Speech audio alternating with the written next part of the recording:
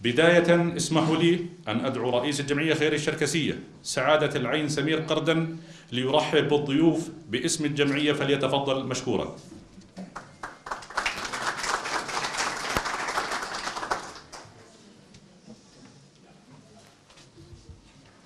بسم الله الرحمن الرحيم.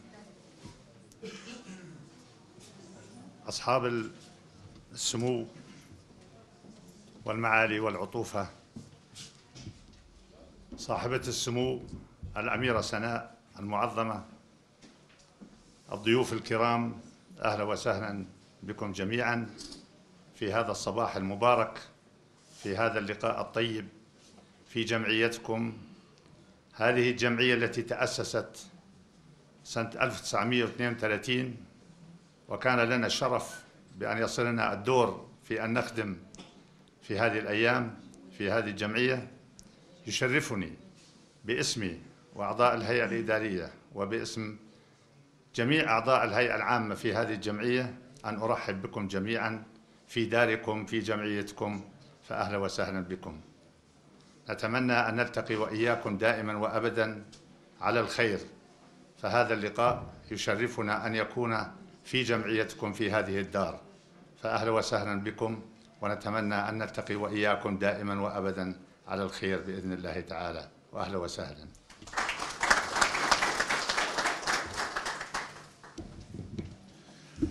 إن الصحة هي العنصر الأهم في الدولة، وقد أولى جلالة الملك عبد الله الثاني بن الحسين حفظه الله ورعاه جل اهتمامه بتوفير أعلى درجات الصحة للمواطن الأردني مجانا.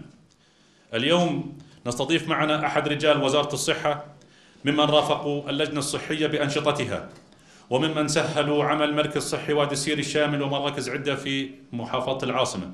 نستضيف الدكتور ليل الفائز ليلقي كلمته، فليتفضل مشكورا.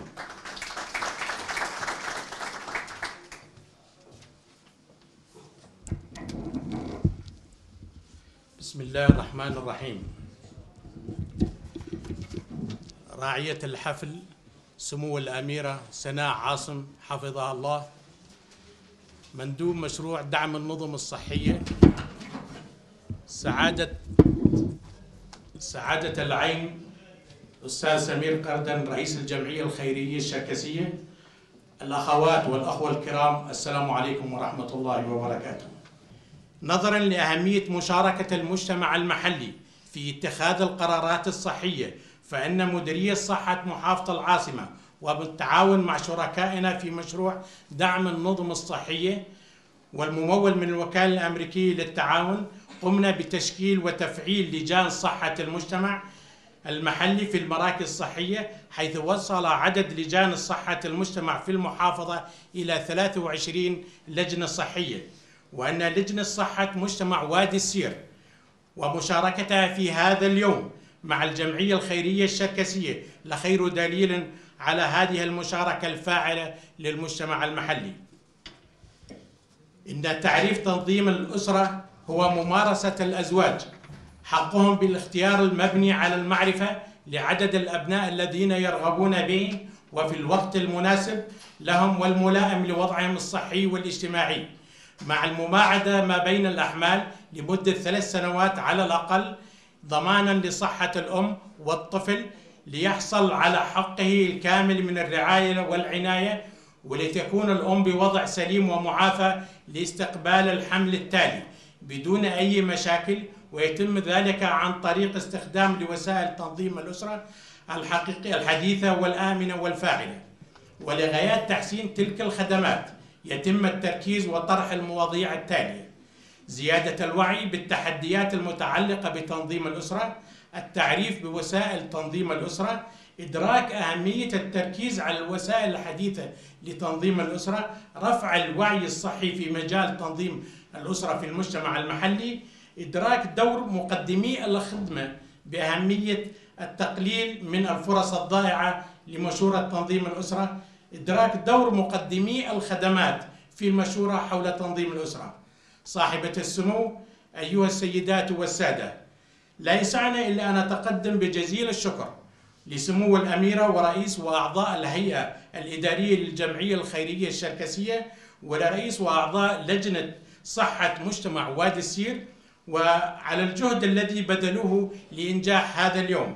وفي الختام أتمنى الصحة للجميع، داعيا العزيز القدير أن يحفظ هذا الوطن آمنا مستقرا في ظل الراية الهاشمية بقيادة جلال الملك عبد الله بن الحسين حفظه الله ورعاه. والسلام عليكم ورحمة الله. إن الأسرة هي حجر الأساس في بناء المجتمع، ولقد اهتم الإسلام بتنظيم الأسرة لما لهذه العملية من أثر بارز على صحة الأسرة وعلى العملية التربوية. فقال تعالى في كتابه العزيز الآية 233 في سورة البقرة: والوالدات يرضعن أولادهن حولين كاملين. وقال في سورة لقمان الآية 14: وفصاله في عامين. وقال أيضا في الأحقاف الآية 15: وحمله وفصاله 30 شهرا. إن أهمية تنظيم الأسرة صحيا على المرأة وتربويا على الأبناء أمر غاية في الأهمية لبناء مجتمع ذات جودة عالية. ومن أجل تسليط الضوء على هذا الموضوع اسمحوا لي أن أرحب بضيفتينا لهذا اليوم، الطبيبة والأخصائية في الأمومة والطفولة والصحة الإنجابية الدكتورة سيبسا غنجوقة من مركز صحي وادي السير الشامل لتحدثنا عن أهمية تنظيم الأسرة، والدكتورة والأكاديمية الباحثة الدكتورة هالة فؤاد مراتوق أخصائية التربية لتحدثنا بدورها عن أثر تنظيم الأسرة على جودة مخرجات الأسرة تربويا.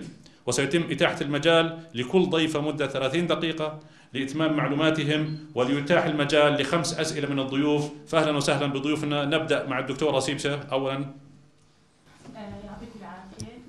بحب أرحب سمو الأميرة سناء وبالحضور الكريم. راح أحكي أنا عن الصحة الإنجابية، شو مفهوم الصحة الإنجابية، وعن تنظيم الأسرة. نبدأ بالصحة الإنجابية. زمان لو كنا سألنا حالنا شو الصحة الإنجابية رح يجي على بالنا هو موضوع الإنجاب، فترة الحمل، الوضع، وما بعد الإنجاب وتنظيم الأسرة. لكن منظمة الصحة العالمية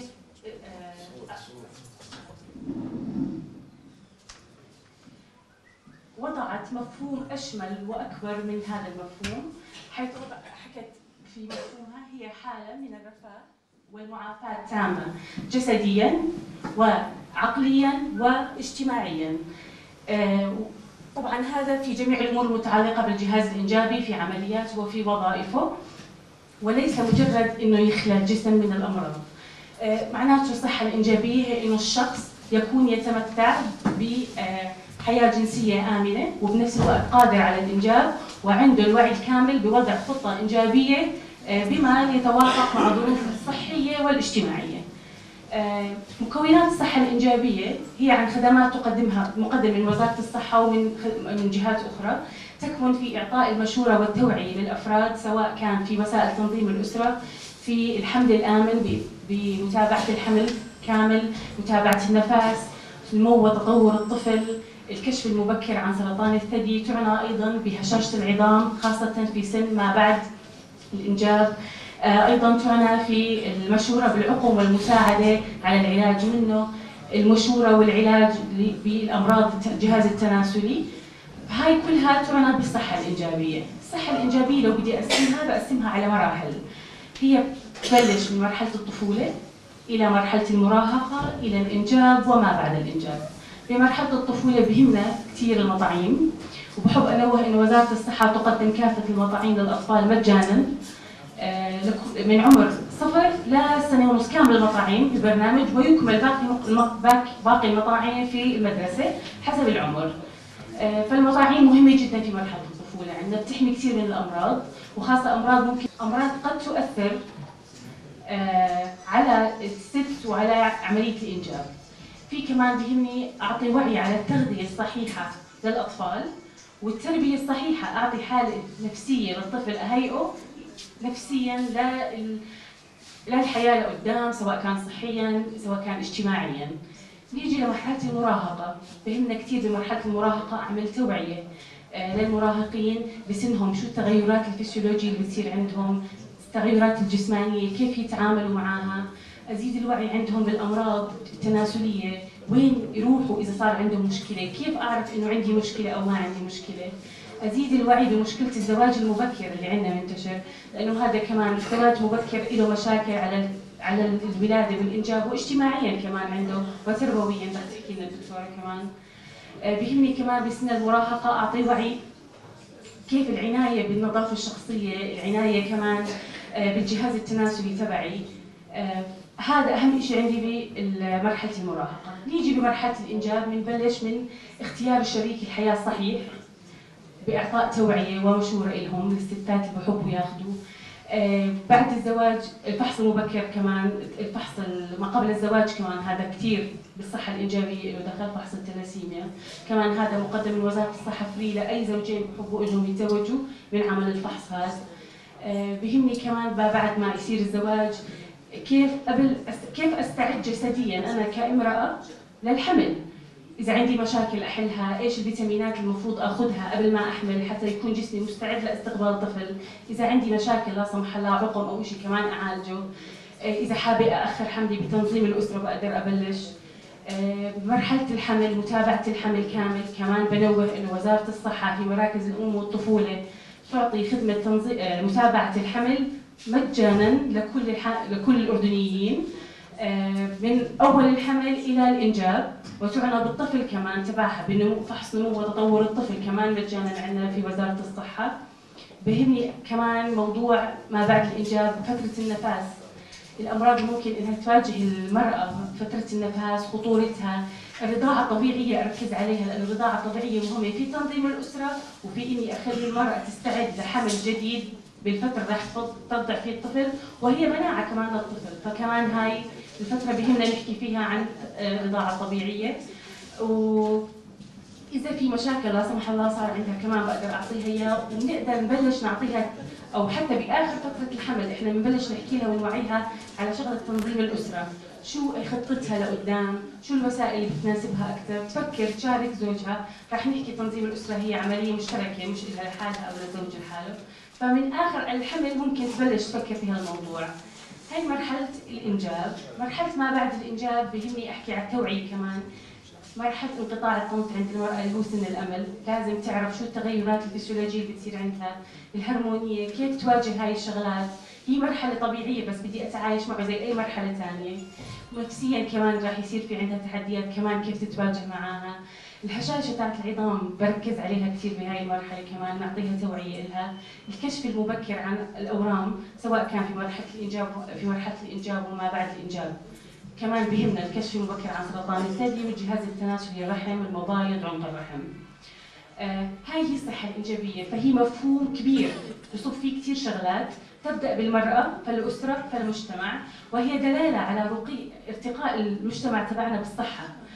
ارتقاء بالصحه معناته التربيه، معناته اجتماعيا اكثر، كله مرتبط ببعض. فالصحه الانجابيه هي موضوع شامل بخصنا كلنا. اهم شيء أو من أهم الأشياء اللي تعنى فيه الصحة الإنجابية هو موضوع تنظيم الأسرة. موضوع تنظيم الأسرة راح أحكي لكم إياه بشكل مبسط. هو خطة توضع ما بين زوجين بشراكتهم، لكن هاي الخطة توضع بناء على معرفة، لازم معرفة ومشورة تقدم عندنا في مراكز الأم والطفولة. وكان زمان يفكروا بس الأطباء اللي تعطي المشورة هاي، هلا وسعناها أكثر، صارت القاعدة أكبر. القابلة بتعطي المشورة، الصيدلانية ممكن تعطيكي جزء من المشورة، الطبيبه، الاخصائيه. فقاعده اللي بيعطوا المشوره كبرت حتى نوسع الناس اللي بيتلقوا الخدمه هاي.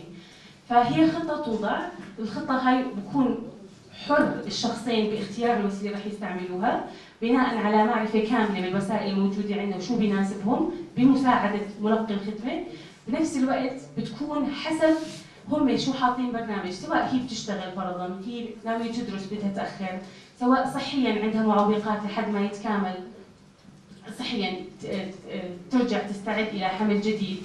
فمفهوم تنظيم الاسره هو مفهوم شامل، معناته الاختيار المبني على المعرفه لعدد ابناء برغبوا انهم يجيبوه، ملائم لوضعهم الصحي والاجتماعي، على ان يباعد ما بين الاحمال اقل ما فيها 3 سنوات، لانه بها 3 سنوات تسترجع الست جسديا قوتها لانها تستقبل طفل جديد. الطفل اللي جابته بياخذ الرعايه الكامله، بكون مش بحاجه لرعايه زي ما يكون ورا بعض. طبعا هذا باستخدام وسائل تنظيم الأسرة الحديثة، ولازم ننوه أن وسائل تنظيم الأسرة عندنا هي الحديثة هي وسائل فعالة وآمنة، مش زي بعض الإشاعات اللي نسمعها أنها قد تؤدي إلى العقم أو تأخر الولادة أو إلى آخره. بشو بهمني تنظيم الأسرة؟ طبعا تنظيم الأسرة هو مهم مش فقط للأم ولا للطفل، للعائلة وللمجتمع. بهمنا على الأم، هو أصلا تنظيم الأسرة بس فكروا فيه اكتشفوا إنه بتنظيم الأسرة معدل وفيات الأمهات اللي ولدوا أقل بالتنظيم قل، وبنفس الوقت الأولاد اللي بعد الولادة نسبة الوفاة كثير قلت بتنظيم الأسرة. فكل ما قلت معدلات الوفاة معناته عندي الصحة الإنجابية ارتقت أعلى، وهو دلالة على الرقي الصحي في المجتمع اللي احنا عايشين فيه. فمفهوم الصحة، مفهوم تنظيم الأسرة فوائده على الأم، أول شيء نسبة الوفيات بتقل عند الأمهات.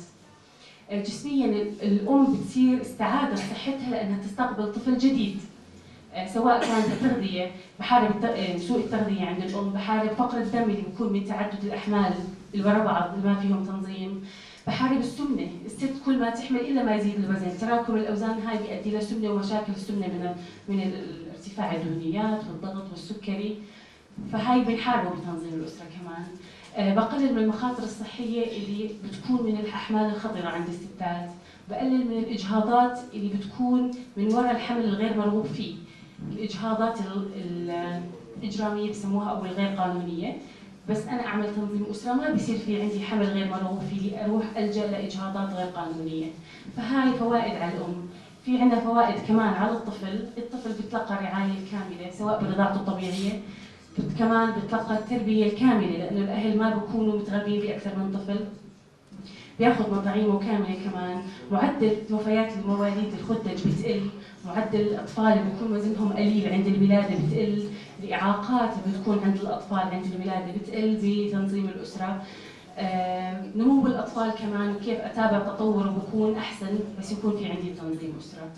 في على العائلة أكيد العبء الاقتصادي على العائلة بس يكون أفرادها أقل بكون أقل إذا كان تنظيم أسرة في عندنا. وإحنا هلأ وضعنا الحياة صعبة صارت هالأيام اقتصاديا، الواحد ما عماله بيقدر يوفر كل شيء لأطفاله، فبتنظيم الأسرة بصير لك مجال متاح إنك توفر لابنك رفاهية غير فقط الحاجات اللي لازم من غذاء ومجال صحي واجتماعي وتعليم. نفس الشيء بتحسني نوعية الحياة والرفاهية عند الأسرة كاملة والعائلة. بوفر كمان الجو النفسي الملائم للطفل في التربية عند الأم والأب. نفس الشيء بتصير العائلة عندها وقت تشارك بالنشاطات الاجتماعية في المجتمع، فبصير في فائدة من يعني المجتمع بصير يفيد حاله أكثر لأنه العائلات كلها تشارك في دعم بعضها البعض. هذا كله بيأثر على المجتمع الكامل بتحسين الوضع الصحي في المجتمع. تحسن الوضع الصحي أكيد رح يتحسن الوضع التعليمي، رح يتحسن الوضع الاجتماعي، رح يصير في زيادة فرصة التنمية الاقتصادية في المجتمع، رح يزيد الدخل للفرد إذا صار عندي عدد السكان أقل وفي عندي نمو اقتصادي، الدخل للفرد رح يزيد، فاقتصاديا كثير بيصير أفضل. كمان بيصير في تخفيض للطلب على الخدمات العامة مثل السكن والماء والطاقة والتعليم، وبصير في عندي توازن في البيئة اللي احنا عايشين فيها من موارد بشرية وموارد طبيعية سواء كان في الطاقة في الغذاء وإلى آخره. هاي هي فوائد تنظيم الأسرة. رح نحكي عن وسائل تنظيم الأسرة المتوفرة عندنا احنا في المراكز. هي الوسائل الحديثة مقسمة حسب الخطة الإنجابية اللي الأهل حابين يعملوها. في وسائل قصيرة الأمد، في وسائل طويلة الأمد. وسائل قصيرة الأمد شهرية تتضمن الحبوب سواء كانت مركبة من هرمون واحد أو المركبة من هرمونين، هاي الحبوب. في عندنا كمان الواقي الذكري، وفي عندي كمان الواقي الذكري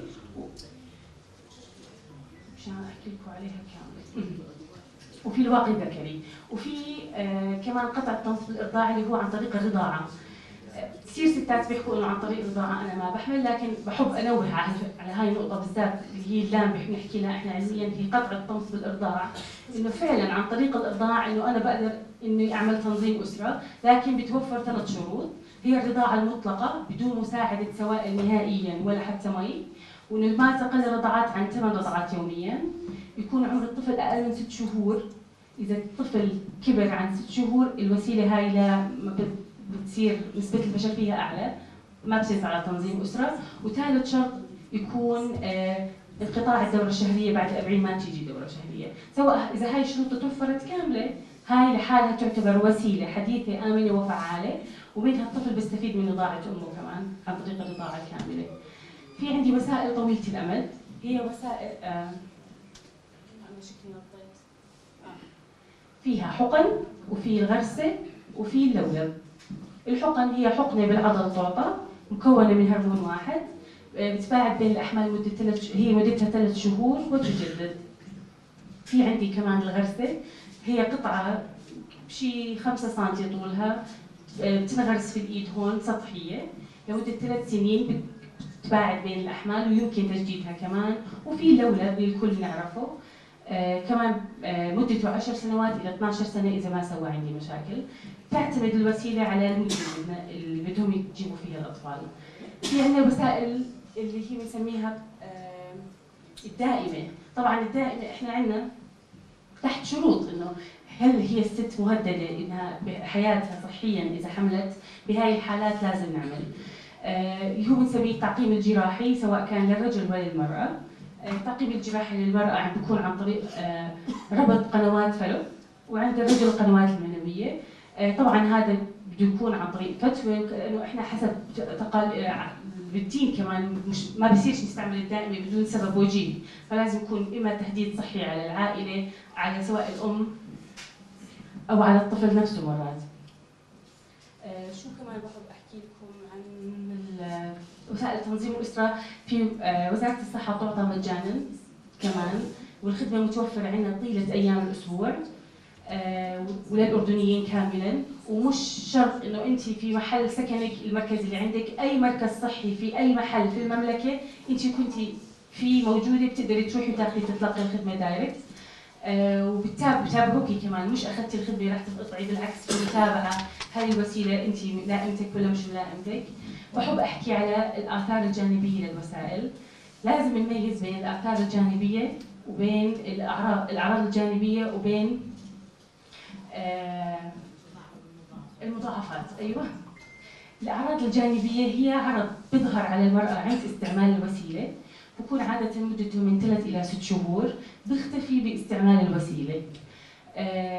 عاده وسائل تنظيم الاسره الهرمونيه بالذات في بتعمل مثلا وجع بالراس خفيف، بتعمل الام بالثدي، بتعمل غثيان، ممكن زيادة وزن لكن لا يتعدى 2 كيلو، لأنه هلأ جديد في حبوب عندنا فيها مدر، فحتى مشكلة الوزن انحلت فيها. هاي الآثار مع استعمال الوسيلة بتروح مدة 3 إلى 6 شهور. إذا استمرت أكثر من هيك، نفس مقدم الخدمة أنت أصلاً بتراجعي عنده، فهو بتشوف إذا إنه إلها دخل في الوسيلة رح نوقفها، نعطيكي وسيلة ملائمة ونحل المشكلة اللي صارت عندك. وبكل وسيلة دائماً مقدم الخدمة رح يعطيكي المعلومة بأي مضاعفات، إذا صارت عندك دغري وين تلجئي، توقفي الحبوب دغري تلجئي الى مقدم الخدمات وتاخذي العلاج اللازم. هذا اللي بحب احكيه عن تنظيم الاسره وعن الصحه الايجابيه، وشكرا لكم على الاستماع.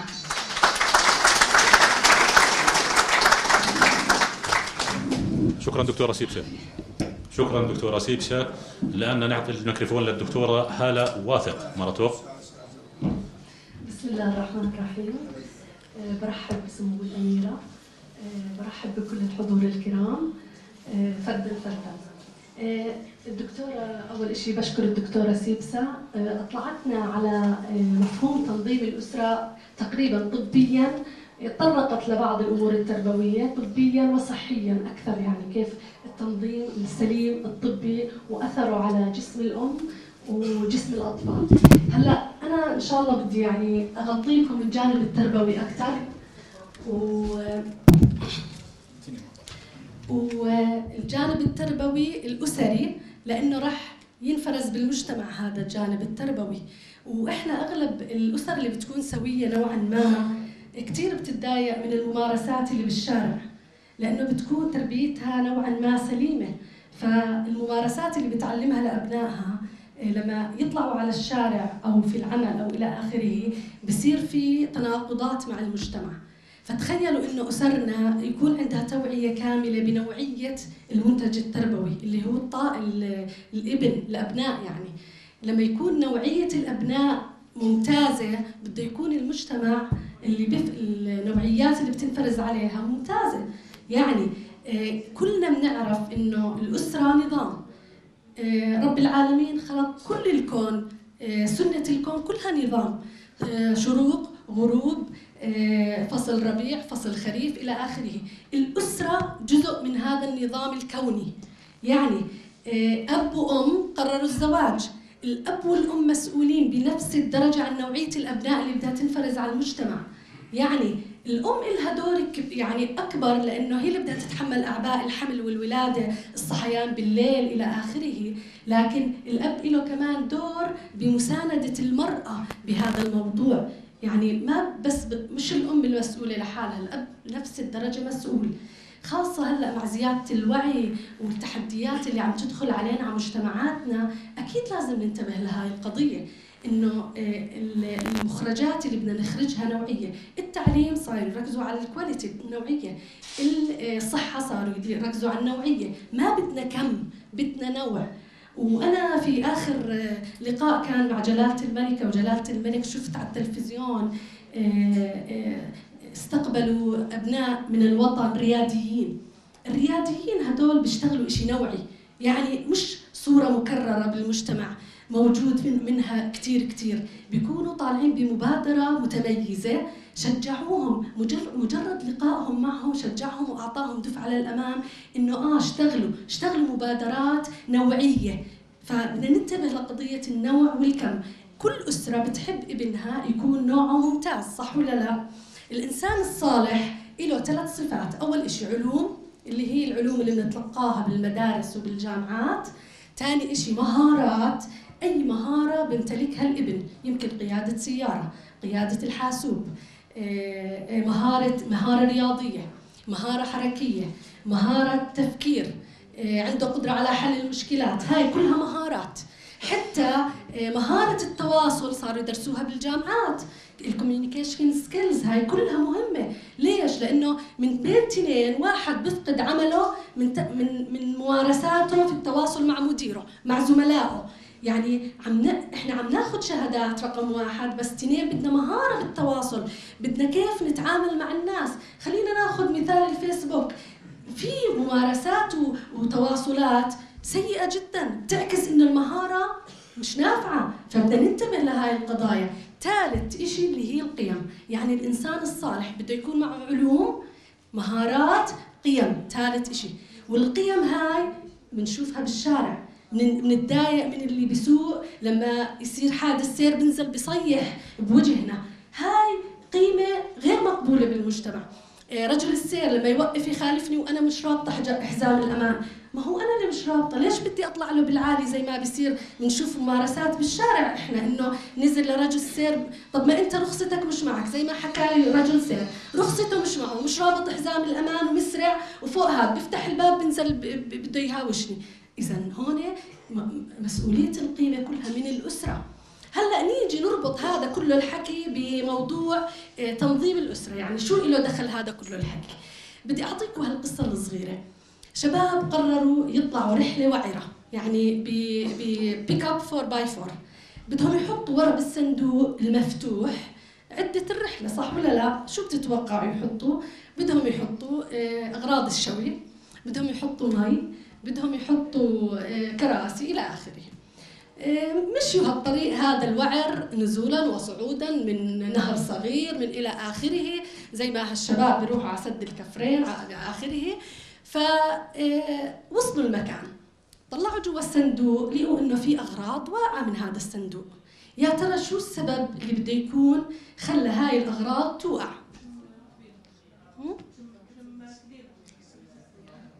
ممكن وارد، السرعة وارد. هي المنطقة وعرة أصلاً والسيارة مجهزة. ممكن الصندوق مفتوح. قربتي نسرين شوي. يعني في بنحط شادر على البيك اب من ورا بكل بساطة، مصمم أصلاً الشركة مصممة بالسيارة هدول الأطراف اللي بحطوا فيها الشادر. هذا الشادر لو حطوه ما كان وقع ولا غلط، صح ولا لا؟ تخيلوا الأسر الأسر محتاطة هاي الاحتياطات بالنسبة لأبنائها ونوعية أبنائها. يعني معيشيا معلش احنا بنحكي في أسر متدنية متوسطة عالي دخلها، بس كثير في أسر فقيرة ساعدت أبنائها بأنه يوصلوا للمرحلة المتوسطة، صح ولا لا؟ في أسر كثير متوسطة حاولوا وساعدوا أبنائهم أنه يوصلوا للدرجة الأعلى. هذا إشي كل أسرة وكل أب وأم لازم يعرفوا أنه في نظام أو مظلة تغطي الأسرة، مش بس ماديا. انتبهوا، أنا ما بحكي في أسر كتير متدني مستواها المعيشي أبنائهم من أحسن ما يكون، صح ولا لا؟ والعكس صحيح. فالنوعية هي المهم. معلش احنا مجتمعات مادية وعم نتحول للمجتمعات المادية. المادة بتلعب مثل ما تفضلت الدكتورة سيبسا انه المادة هلا كلنا يعني شغل وراتب مش كويس ما بيعيش عيلة، بس احنا خلينا نركز على الجانب القيمي. راح يفيد كثير بانه هذا ابني اللي ربيته صح ومشي بطرق سليمة ممكن يجمع ثروة بعدين، صح ولا لا؟ من طريق عمله. يعني قد يتوفر عنده الذكاء، قد يتوفر عنده مهارات، قد يتوفر ما بتعرفوا كيف بصح له يدرس، بالآخر بيطلع إنسان متكامل. هو المطلوب بالمجتمع. تباعد الإنجاب أكيد له تأثير على الأم بالدرجة الأولى وعلى الطفل بالدرجة الثانية تربويا ونفسيا. هلا أعطيكم مثال. لو الأم مثل ما تفضلت الدكتورة كل 3 سنين تحمل وتنجب بين حمل وإرضاع وتربية أول سنة أو سنة ونص، الأم اللي بتنجب كل 9 أشهر أو كل سنة لسه ما لحقت تنسى الحمل الأول وجسمها ما ارتاح أصلاً وفائتها بالليل ما لسه بتعاني. يعني الأم اللي بتتحمل تقريباً مسؤولية صحي بالليل. وتخيلوا السنة الأولى والسنة الثانية الطفل ما بده ينترك بغرفة لحاله، يعني طرف طاولة يمكن يجرحه، طرف طاولة يمكن يطبشه، فبدها تضل. شوفوا قديش الأم بدها تستهلك طاقتها الجسدية والنفسية كمان. اللي بيكونوا ولدانين جديد بتكون نفسيتهم تعبانة. ليش؟ بنص الليل بيفيقوا، اللي كانوا يناموا بالليل ما يفيقوا بالمرة بيفيقوا 4-5 مرات. فشوفوا كيف طاقتها الجسدية راح تستهلك. حياتها الاجتماعية، يعني كتير أمهات بعرفوا خاصة العاملات حياتهم الاجتماعية ملغية. فتخيلوا لو هي باعدت بين الأحمال كل 4 سنين في نفس تتنفس، أما لما تضلها كل سنة حياتها بدها تلتغى وبده يأثر على الأبناء، لأنه لا في طلعة. هذا لسه ما حكينا عن الأمور المادية.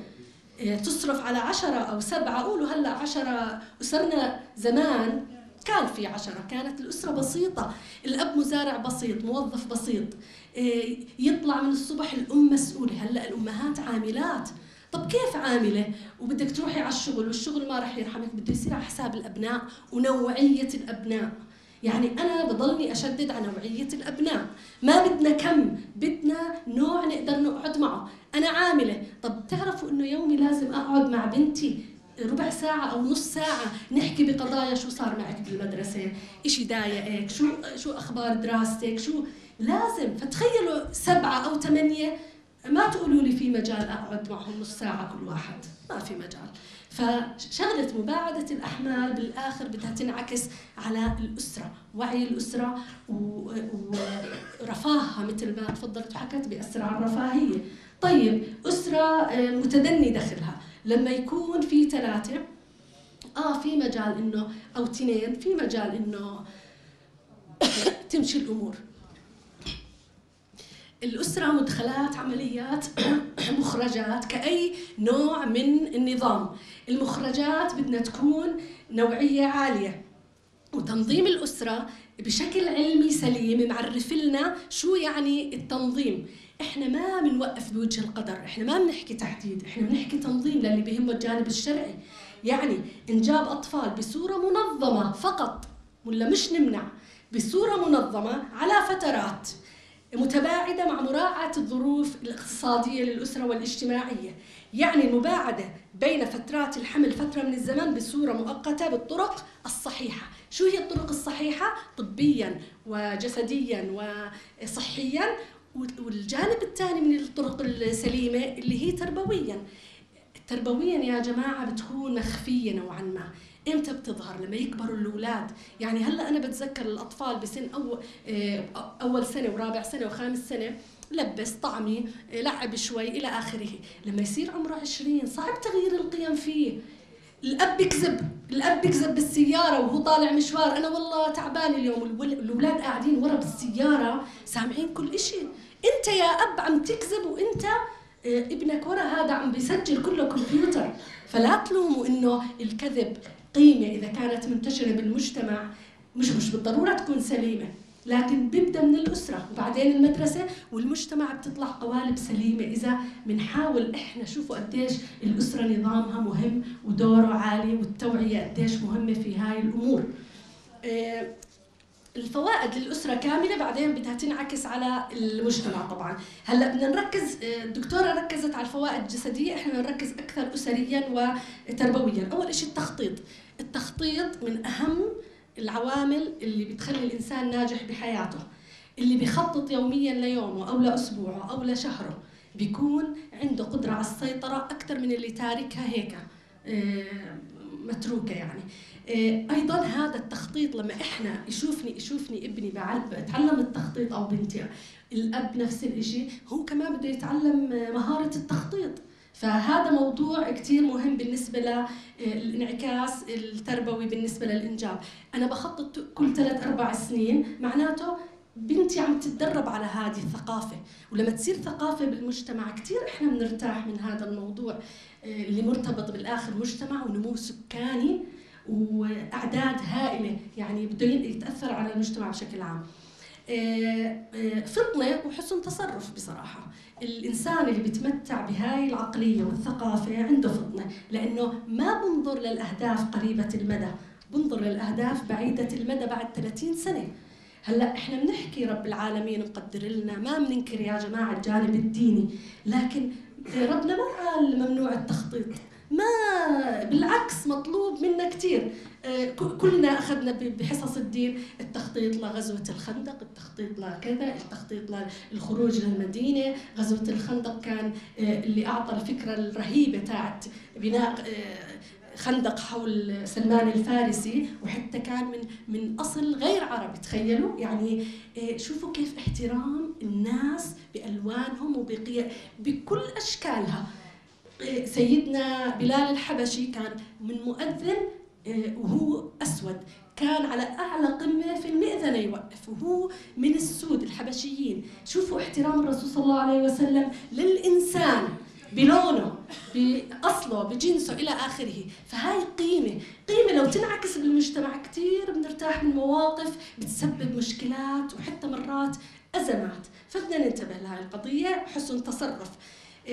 الأسرة إذا أنفقت الأسرة زيادة عن دخلها فإن هذا يجعلها إما أن تستدين.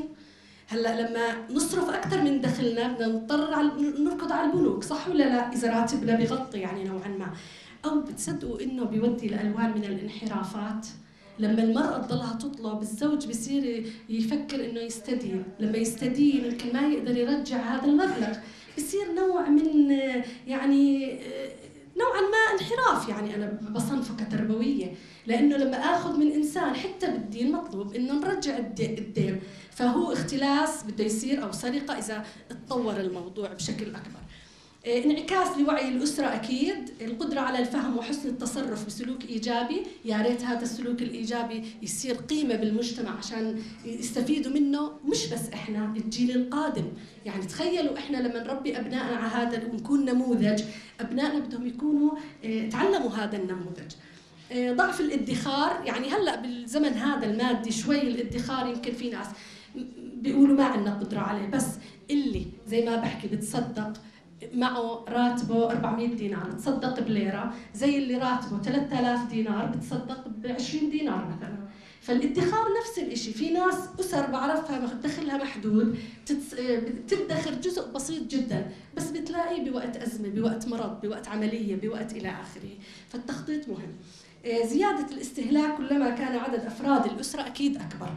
أنا بدي أطعمي 8 أفراد أو 10 أفراد، مو زي لما بدي أطعمي 4 أو 5. وزي ما حكيت لكم لا تربطوا هذا، مش يعني لا تربطوا إنه ورزقكم في السماء وما توعدون. صحيح ورزقكم في السماء وما توعدون، إحنا توكلنا على الله، لكن كمان ربنا خلق لنا عقلنا نميز. هذا الزمن مو زي زمن قبل 40 سنة أبداً. هون كتير هلا عندنا تحديات، كلنا حاملين موبايلات. شو اسعار الموبايلات؟ كلنا معنا سيارات اسعارها بالعلالي. التموين اليومي تغيرت طريقه التسوق. كنا ندخل على دكان صغيره ناخذ لنا علبه سيرف وهالقصص الصغيره، هلا كلنا بنروح على مولات، كلنا بنروح على مراكز تسوق كبيره، وهاي مغريه على فكره وبسحب وفي لها اصول على فكره للتسوق يعني، بس مو بصدد الحديث عنها. مواجهة الأسرة للمستقبل بأسلوب علمي زي ما عرضت الدكتورة، كله هذا إحنا راجعين لدراسات. إحنا ما بنحكي بس اجتهاداتنا، إحنا بنربط المعلومات قدر المستطاع، لكن رجعنا لدراسات. وعلى فكرة الدراسات اللي رجعت لها جديدة 2010 و2011 و2012 وتفاجأت إنه في دراسات مصرية. بتعرفوا الانفجار السكاني في مصر كبير من الستينات، بس طبعا ما أخذت تاعت الستينات، قلت خليني قريبة على الدراسات الأجدد لأنه بدها تكون مواكبة لتحديات العصر الحالي أكثر. الاستقرار العائلي، تنظيم، ترشيد استهلاك، زيادة مدخرات، حكيناها هاي. الارتقاء بمستوى خدمات تنظيم الأسرة، كل ما كنت منظمة حالي بقدر أطلع أولادي أكثر، كل ما كنت منظمة حالي بقدر أشتري لهم لباس بليق فيهم أكثر، أكل أكثر. التعليم والصحة بالأردن هم على رأس الأولويات عند المواطن الأردني. التعليم والصحة، مين منا ما بيحب ابنه يكون متعلم؟ مين منا ما بيحب يكون أحسن؟ متبعينه بالتطعيم. الطفل لما يمرض دغري نروح عليه على الدكتور، مش نضلنا نعاني يومين و3 حرارة ونزلة وذبحة صدرية وإلى آخره. بنركز على الآثار دور الأم يا جماعة. بركز على دور الأم لأنه في دراسة رجعت لها عنوانها الوعي التخطيطي لدى المرأة العاملة في 2010. بحط العاتق كله على تقريبا على المرأة، بس الرجل دوره ميسر ومسهل للمرأة في هاي العملية. يعني المرأة بتتعب، بتمر بظروف نفسية جسدية، يعني تدفق الدم وقت الحمل للدماء إلى آخره. هاي أمور طبية مش كتير أنا ملمة فيها، بتركها لأهل الاختصاص، بس في هرمونات بتتغير بجسم المرأة، المزاج إلى آخره. الزوج بده يكون مساعد لزوجته بهاي الموضوعات. آخر إشي بحب أركز على إشي أشمل شوي اللي هو المجتمع والبيئة. تدهورت الأسرة بتدهور المجتمع، بتدهور البيئة الأكبر اللي هي مسؤوليتنا كلنا، اللي هي مطلوبة من كل إنسان خلق على هذا الأرض، على هذه الأرض. إعمار الأرض هي قيمة عليا، إعمار الأرض. قديش أنا إلي دور مهم بإعمار هاي الأرض، لأنه يعني يمكن الواحد يقول شو الأسرة شو ربطها بالبيئة لا، ربطها لأنه رجعنا حكينا الأبناء اللي بيحافظوا على البيئة، اللي عندهم وعي، اللي مخطط لهم، اللي فاضين لهم أهاليهم. لما يكونوا 3 و4 ماما ما بصير ترمي كاسة العصير أو علبة العصير من الشباك، بتكوني منتبهة لهم. لما يكونوا 7 بدهم يمارسوا كتير أشياء، ما بدي أكون منتبهة لهم للعدد. وضيفوا على هاي إذا مرأة عاملة بده يكون التحدي أكبر. فالمرأة العاملة لازم تنتبه لهاي القضية، وحتى مش العاملة، لأنه تحديات العصر عم تيجي على المرأة العاملة وعلى المرأة غير العاملة. بالنهاية بقول هو ليس شكا في قدرة الله على الرزق لكل المخلوقات، ولا يعتبر عداء للقدر أو نفيا للتوكل على الله. شكرا للاستماع.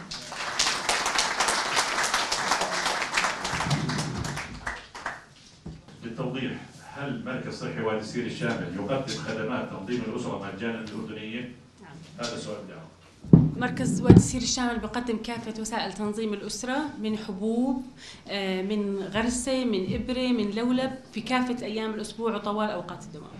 شكرا دكتور. النسوة نظرن أنفسهن للحفاظ على تراث من الضياع وحماية لغم الاندثار. اليوم نحتفل بيوم المرأة العالمي، وتكرم الجمعية الخيرية الشركسية ثلة من المربيات الفاضلات، نستذكرهن لنقول لهن أنتن معنا في قلوبنا وفي ذاكرتنا مخلدين. بمناسبة يوم المرأة العالمي نكرم هؤلاء النسوة اللاتي أسسن مدرسة الأمير حمزة بن حسين في العام 1974. أرجو من سمو الأميرة سناء عاصم أن تتكرم لتسليم التذكارات بهذه المناسبة. سعادة العين سمير قردن.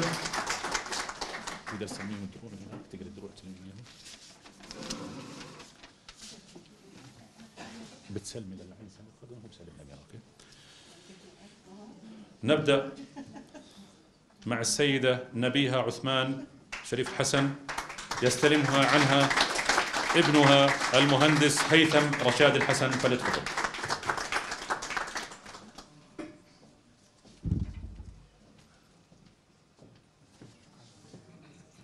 السيدة وداد مصطفى خليفة، يستلمها عنها سعادة السفير هاني مصطفى خليفة، فليتفضل.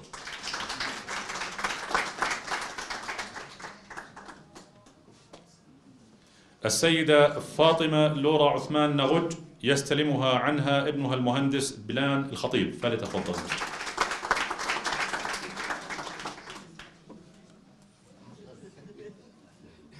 السيدة بديعة يوسف قرشة، يستلمها ابنها المهندس نورز ناظم قردن.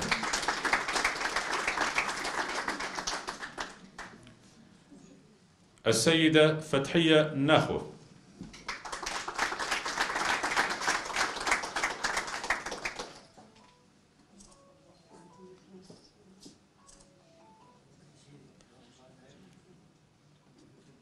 السيدة منتهى محمود نغوي.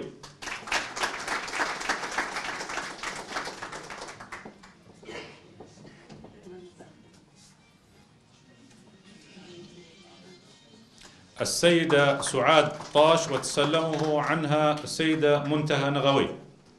سعاد طاش.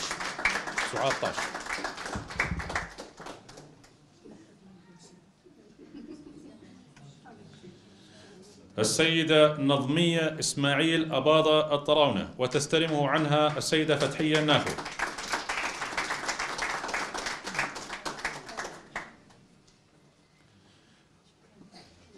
السيدة جانيت وصفي ميرزا، وتسلمه عنها السيدة ليلى خواج، فلتفضل.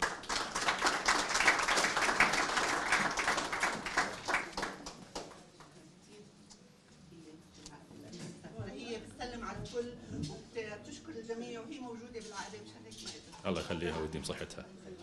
شكرا لحضوركم، شكرا لمشاركتكم. تفضلوا معنا الآن. مين؟ السيدة جيهان أحمد، جيهان أسعد ممدوح، حمدوخ سوري.